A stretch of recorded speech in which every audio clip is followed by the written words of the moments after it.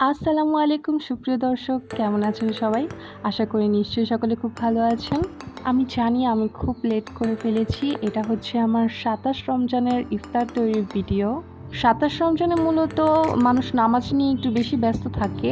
আমরা কদরের রাত মূলত ২৭ রমজানেই বেশি খুঁজে থাকি। সেদিন আমার শ্বশুরবাড়ির থেকে আমার শাশুড়ি, আমার ভাসুর এসেছিল আমার সাথে ইফতার করতে। তাই ঘরেই ইফতার তৈরি করেছিলাম। এবারের রমজানে আমার ইফতারের ঝামেলাগুলো বলতে করাই হয়নি।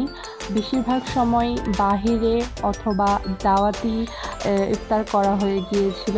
আমি খুবই সাদামাটা ইফতারগুলো তৈরি করেছি, যেগুলো মূলত আমরা ঘরেই করে থাকি। যেমন আলুর চপ, পেঁয়াজু, বেগুনি, বুট ডাবলি, এগুলোই। আর কিছু সামান্য ফল, ফ্রুটস, জুস, শরবত, এগুলোই। এবারের রমজান মাসটা মনে হচ্ছে যেন চোখে পলক পড়তেই চলে গেল। এখনও আমার বাড়িতে কেউ এসে পৌঁছায়নি। আমি একা একাই এগুলো সব নিজ হাতে করছিলাম।